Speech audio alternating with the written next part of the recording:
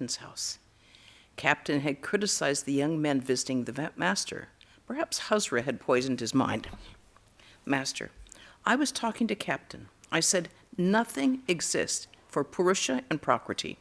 Narada said to Rama, "O Rama, all the men you see are parts of yourself, and all women are parts of Sita." Captain was highly pleased. He said, "You alone have the right perception.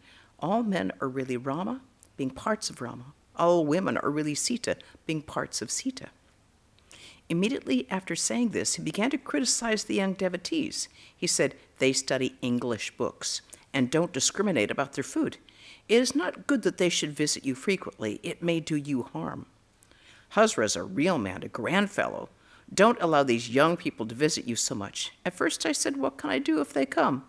Then I gave him some mortal blows.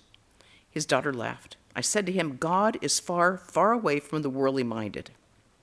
But God is very near the man, nay, within distance of 3 cubits, whose mind is free from worldliness." Speaking of Rakhal, Captain said, "He eats with all sorts of people. Perhaps he has heard it from Hazra."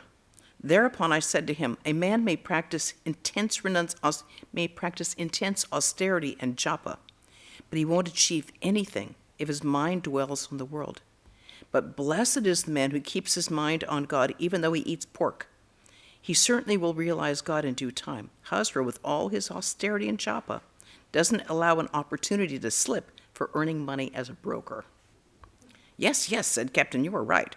I said to him further, "A few minutes ago you said that all men were parts of Rama and all women parts of Sita, and now you're talking like this." Captain said, "Yes, that's true, but you don't love everybody." I said, "According to the scriptures, water is God. We see water everywhere, but some water we drink, some we bathe in, and some we use for washing dirty things. Here sit your wife and daughter. I see them as embodiments of the Blessed Mother." Thereupon Captain said, "Yes, yes, that's true." He wanted to apologize by touching my feet. After speaking thus, Sri Ramakrishna laughed. Then he began to tell of Captain's many virtues. Master, Captain has many virtues. Every day he attends to his devotions. He himself performs the worship of the family deity. How many mantras he recites while bathing an image. He is a great ritualist. He performs his daily devotions such as worship, japa, arati, recital of the scriptures, and chanting of hymns. I scolded Captain and said, "Too much reading has spoiled you. Don't read any more." About my own spiritual state, Captain said, "Your soul, like a bird, is ready to fly." There are 2 entities, Jivatma, the embodied soul, and Paramatma, the supreme soul. The embodied soul is the bird. The supreme soul is like Akasha, that is the Chirakasha, that's space. The Akasha of consciousness. Captain said, your embodied soul flies into the Akasha of consciousness. Thus you go into Samadhi.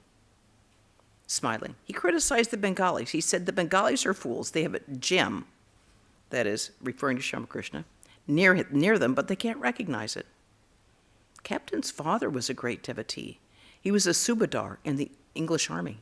Even on the battlefield, he would perform the worship at the proper time. With one hand, he would worship Shiva, and with the other, he would wield his gun and his sword. To M.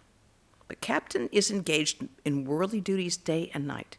Whenever I go to his house, I see him surrounded by his wife and children. Besides, his men bring him their account books now and then. But at times, his mind dwells on God also. It is like the case of a typhoid patient who is always in a delirium.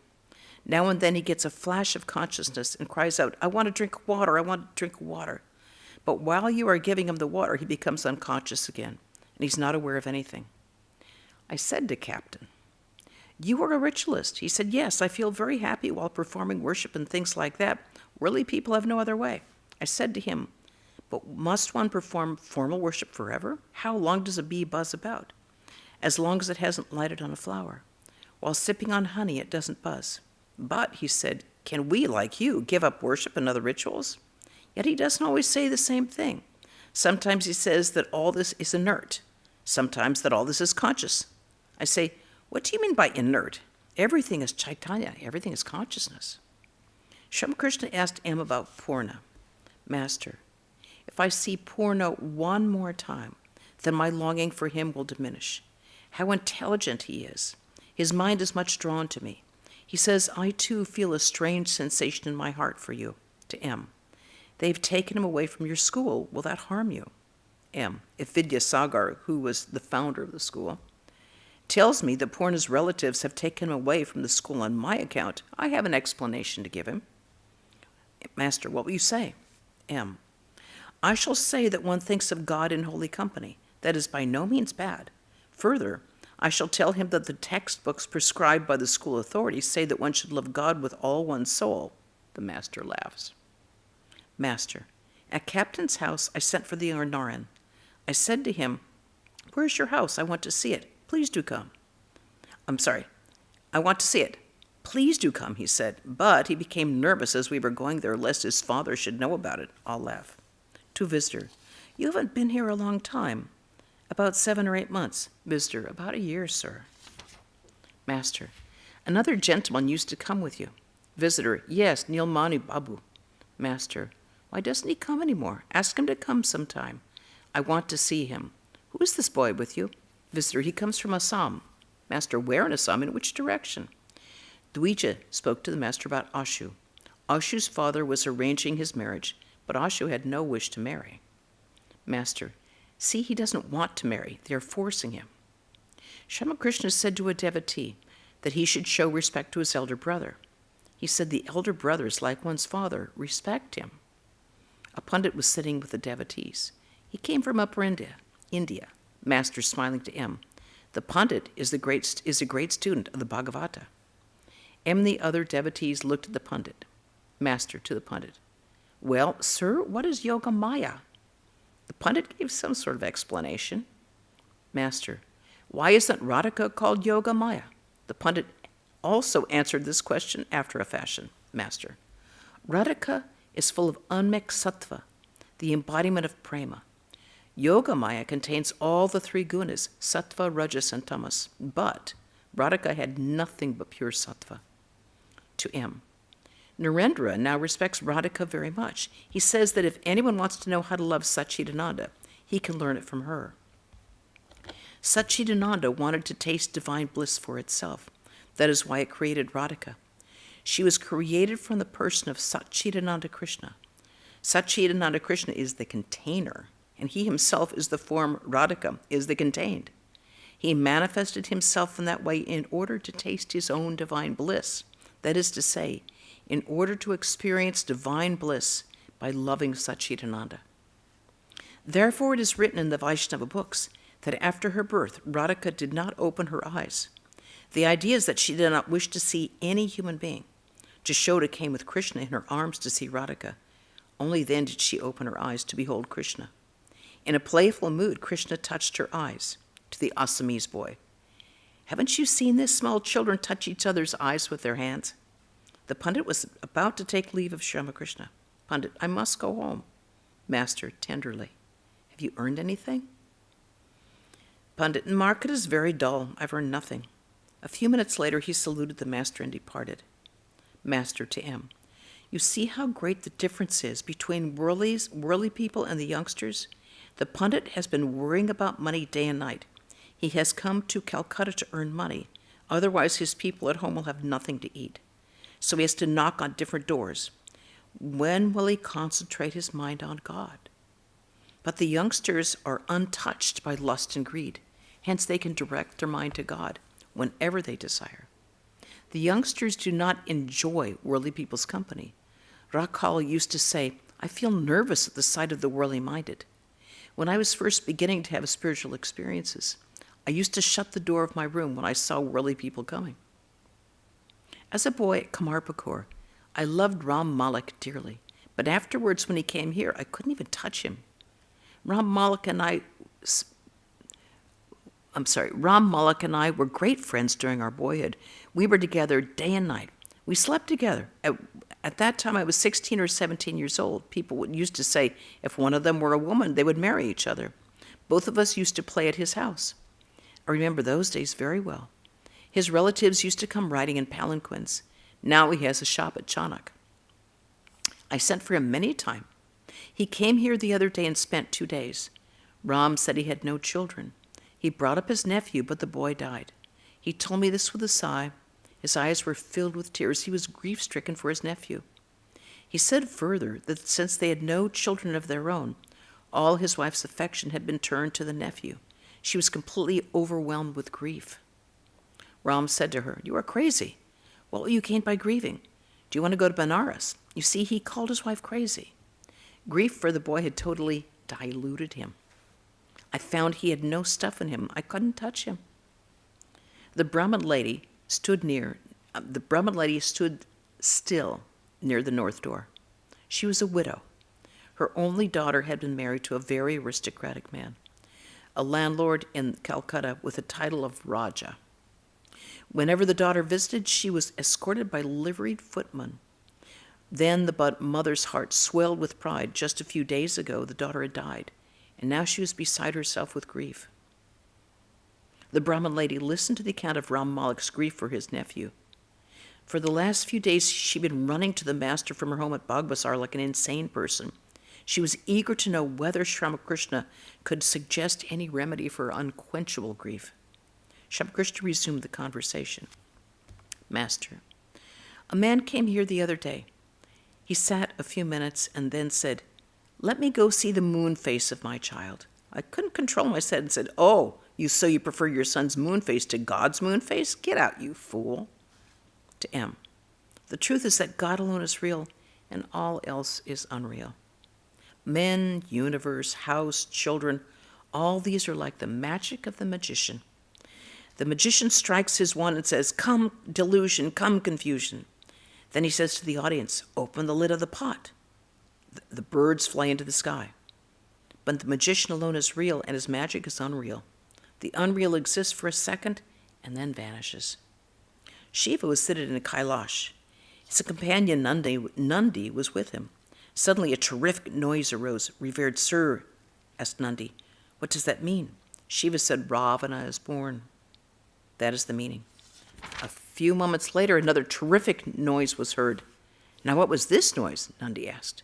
Shiva said with a smile, 'Now Ravana is dead.' Birth and death are like magic. You see the magic for a second and then it disappears. God alone is real and all else unreal. Water alone is real. Its bubbles appear and disappear. They disappear into the very water from which they rise. God is like an ocean, and living beings are its bubbles. They are born there and they die there. Children are like the few small bubbles around a big one. God alone is real. Make an effort to cultivate love for him and find out the means to realize him. What will you gain by grieving? All sat in silence. The Brahmin lady said, 'May I go home now?' The master said to her tenderly, 'Do you want to go now? It is very hot.' 'Why now? You can go later in a carriage with the devotees.' Because the day was so hot, a devotee gave the master a new fan made of sandalwood. He was very much pleased and said, 'Good, good, Om Tat Sat Kali.' First he fanned the pictures of the gods and goddesses, and then he fanned himself. He said to M, 'See, feel the breeze.' M was highly pleased. I think he gave him the fan himself. Captain arrived with his children. Sri Ramakrishna said to Kishori, 'Please show the temples to the children.' He began to talk to Captain. M, Dvija, and other devotees were sitting on the floor. Sri Ramakrishna was sitting on the small couch, facing the north. He asked Captain to sit in front of him on the same couch. 'Master, I was telling the devotees about you, your devotion, your worship, and your arati.' Captain bashfully, 'What do I know of worship and arati? How insignificant I am.' 'Master, only the ego that is attached to lust and greed is harmful. But the ego that feels it is the servant of God does no harm to anybody. Neither does the ego of a child, which is not under the control of any guna. One moment children quarrel, and the next moment they're on friendly terms. One moment they build their toy houses with great care, and immediately afterwards they knock them down. There is no harm in the I consciousness that makes one feel oneself to be a child of God or his servant. The ego is really no ego at all. It's like sugar candy, which is not like other sweets. Other sweets make one ill, but sugar candy removes acidity. Or take the case of Om. It's unlike any other sounds. With this kind of ego, one is able to love Satchidananda. It is impossible to get rid of the ego. Therefore, it should be made to feel that it is the devotee of God, his servant. Otherwise, how can one live? How intense was the love of the gopis for Sri Krishna? To Captain, please tell us something about the gopis. You've read the Bhagavata so much. Captain, when Sri Krishna lived at Vrindavan, without any of his royal splendor, even then the gopis loved him more than their own souls. Thereupon Sri Krishna said, "How shall I be able to pay off my debt to the gopis who surrendered me their all, their bodies, minds, and souls?" Captain's words awakened intense love for Krishna in the master's mind. He exclaimed, "Govinda, Govinda, Govinda," and was about to go into an ecstatic mood. Captain was amazed and said, "How blessed he is, how blessed he is." Captain and the devotees watched this love ecstasy of Sri Ramakrishna. They sat quietly gazing at him, awaiting his return to the consciousness of the world. Master, tell us more. Captain, Sri Krishna is unattainable by the yogis like you, but he can be attained by lovers like the gopis. How many years did the yogis practice yoga for his vision? Yet they did not succeed. But the gopis realized him with ease. Master, smiling, yes.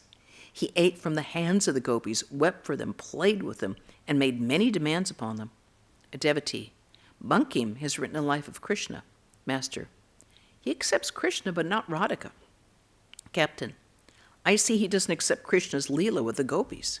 Master, I also hear that Bankim says that one needs passions such as lust. A devotee, he has written in his magazine that the purpose of religion is to give expression to our various faculties, physical, mental, and spiritual. Captain, I see. He believes that lust and so forth are necessary, but he doesn't believe that Sri Krishna could enjoy his sportive pleasure in the world, that God could incarnate himself in human form and sport in Vrindavan with Radhika and the gopis. Master, smiling, but these things are not written in the newspaper. How could he believe them? A master said to his friend, "Yesterday, as I was passing through a certain part of the city, I saw a house fall down with a crash." "Wait," said the friend, "let me look it up in the newspaper." But this incident wasn't mentioned in the newspaper. Thereupon the man said, "But the paper didn't mention it." His friend replied, "I saw it with my own eyes." "Be that as it may," said the man, "I can't believe it. I can't believe it as long as it isn't in the paper." How can Bankim believe that God sports about as a man? He doesn't get it from his English education. It is very hard to explain how God fully incarnates himself as a man. Isn't that so? The manifestation of infinity in this human body, only 3.5 cubits tall. Captain, Krishna is God himself. In describing him, we have to use such terms as whole and part. Master, whole and part are like fire and its sparks. An incarnation of God is for the sake of the bhaktas, that's the devotees, and not for the jnanis, that's the ones who practice discrimination between the real and the transitory. It is said in the Adhyatma Ramayana that Rama alone is the pervading spirit, and everything else is pervaded. You are the Supreme Lord, distinguished as the Vachaka, the signifying symbol, and the Vachya, the object signified. Captain, the signifying symbol means the pervader, and the object signified means the thing pervaded. Master, the pervader in this case is a finite form. It is God incarnating himself as a human being. Sri Ramakrishna was talking thus to Captain and the devotees when Jayagopal Sen and Trilokya of the Brahmo Samaj arrived. They saluted the master and sat down. Sri Ramakrishna looked at Trilokya with a smile and continued his conversation. Master, it is on account of the ego that one is not able to see God. In front of the door of God's mansion lies a stump of ego. One cannot enter the mansion without jumping over the stump. There was once a man who had acquired the power to tame ghosts. One day at his summons, a ghost appeared. The ghost said, "Now tell me what you want me to do. The moment you cannot give me any work, I shall break your neck." The man had many things to accomplish, and he had the ghost do them all one by one. At last he could find nothing more for the ghost to do. "Now," said the ghost, "I'm going to break your neck." "Wait a minute," said the man, "I shall return presently." He ran to his teacher and said, "Revered sir, I'm in great danger. This is my trouble." And he told his teacher his trouble and asked, "What shall I do now?" The teacher said, "Do this. Tell the ghost to straighten this kinky hair." The ghost devoted itself day and night to straightening the hair. But how could he make a kinky hair straight?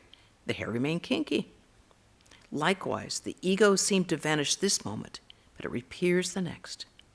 Unless one renounces the ego, one does not receive the grace of God. Suppose there's a feast in a house, and the master of the house puts a man in charge of the stores. As long as the man remains in the storeroom, the master doesn't go there. But when of his own will he renounces the storeroom and goes away, then the master locks it and takes charge of it himself. A guardian is appointed only for a minor. A boy cannot safeguard his property. Therefore, the king assumes responsibility for him. God does not take over our responsibilities unless we renounce the ego. Once Lakshmi and Narayana were sitting in Vaikuntha, that's basically Vaishnava heaven, when Narayana suddenly stood up. Lakshmi had been stroking his feet. She said, "Lord, where are you going?" Narayana answered, "One of my devotees is in great danger. I must save him." With these words, he went out. But he came back immediately. Lakshmi said, "Lord, why have you returned so soon?" Narayana smiled and said, "The devotee was going along the road, overwhelmed with love for me. Some washermen were drying clothes on the grass, and the devotee walked over the clothes. At this, the washermen chased him or were going to beat him with their sticks. So I ran out to protect him." "But why have you come back?" asked Lakshmi. Narayana laughed and said, "I saw the devotee himself picking up a brick to throw at him." All laughed, so I came back. I said to Keshab, "You must renounce your ego." Keshab replied, "If I do, how can I keep my organization?" I said to him, "How slow you are to understand. I'm not asking you to renounce the ripe ego, the ego that makes a person feel he's the servant of God or his devotee. Give up the unripe ego, the ego that creates attachment to lust and greed, the ego that makes a person feel he's God's servant, his child, is the ripe ego. That doesn't harm anyone." Trilokya. It is very difficult to get rid of the ego. People only think they are free with him. Master, Gauri not refer to himself as I, lest he should feel egotistic. He would say this instead.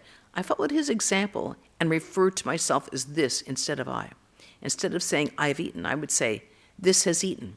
Mathur noticed it and said to me one day, "What is this, revered father? Why should you talk that way? Let them talk that way. They have their egotism. You are free from it. You don't have to talk like them." I said to Keshab, "Since the ego cannot be given up, let it remain as the servant of God." Prahlada had two moods. Sometimes he would feel that he was God. In that mood, he would say, "Thou art verily I, and I am verily thou." But when he was conscious of his ego, he felt that God was the master and he was his servant. After man is firmly established in the ideal of I am he, he can live as God's servant. He may then think of himself as the servant of God. To Captain. When a person attains knowledge of Brahman, they show certain characteristics. The Bhagavata describes four of them: the state of a child, the state of an inert thing, of a madman, and of a ghoul. Sometimes he acts like a madman. Sometimes he remains like an inert thing. In this state, he cannot work. He renounces all action. You may say that jnanis like Janaka were active. The truth is, the people in olden times gave responsibility to their subordinate officers and thus freed themselves from worry. Further, at that time, men possessed intense faith. Sri Ramakrishna began to speak about the renunciation of action, but he also said that those who felt that they must do their duties should do them in a detached spirit. Master, after attaining knowledge, one cannot do much work. Trilokya, why so, sir? Bhavhari Baba was a great yogi, and yet he reconciled people's quarrels, even lawsuits. Master, yes, that's true. Dr. Durgacharan was a great drunkard. He used to drink 24 hours a day, but he was precise in his actions and did not make any mistake in treating his patients. There's no harm in doing work after the attainment of bhakti, but it is very hard. One needs intense tapasya. It is God who does everything. We are his instruments. Some Sikhs came to me in front of the Kali temple. God is compassionate. I said. To whom is he compassionate? Why, revered sir, to all of us, said the Sikhs. I said, we are his children. Does compassion to one's children mean much? A father must look after his children, or do you expect the people of the neighborhood to bring them up? Well, won't those who say that God is compassionate ever understand that we are God's children and not someone else's? Captain, you are right. They don't regard God as their own. Master, should we not then address God as compassionate? Of course we should, as long as we practice sadhana. After realizing God, one rightly feels that God is our father and mother. As long as we have not realized God, we feel that we are far away from him, children of someone else. And I think this is a good place to stop, because at the top of the page, I know that some of you out there and some of you in here have come for Swami Sarvadevananda's Bhagavad Gita class, but he had accidentally double booked, so he was supposed to be in Berkeley at this time, because Berkeley is celebrating the 125th anniversary of Swami Vivekananda coming to Berkeley, and they're having a special ceremony, occasion, fete at the Unitarian Church in Berkeley where he spoke, and they still have a plaque there, and they still honor him. So that's where he is. He is coming in at very, very, very late tonight, but he will be here to speak tomorrow. And he will speak at 11 o'clock on Shiva Shankara. So we have Shivaratri coming up, so that I'm sure has something to do with it. And Shankara is not only the name of, one of the many names of Shiva, but it could also refer to the seer philosopher Shankara, who is 7th century. So it could be that, but I'm sure it'll be inspiring no matter what it is. This coming Wednesday, we will not have a reading because we'll be celebrating Shivaratri starting at 6 p.m. There'll be 4 watches, and the final watch begins at 10 p.m., so feel free to come and go as you please. It will all be online. And on Saturday, we will be celebrating Sri Ramakrishna's puja, so we will not have a reading of the Gospel that day either. Instead, we'll be celebrating the birthday of Sri Ramakrishna. And I think, are there any questions, any comments, anything? Anything? Okay, good to see you, Lito. I like your background there of the earth. Good to see everybody looking well out there. Anything happening in here? Okay, good to see everyone in here too. Okay, we'll close the chat.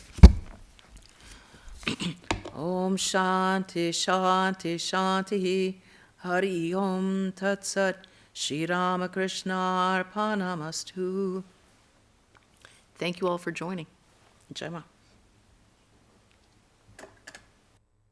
Jai Ma.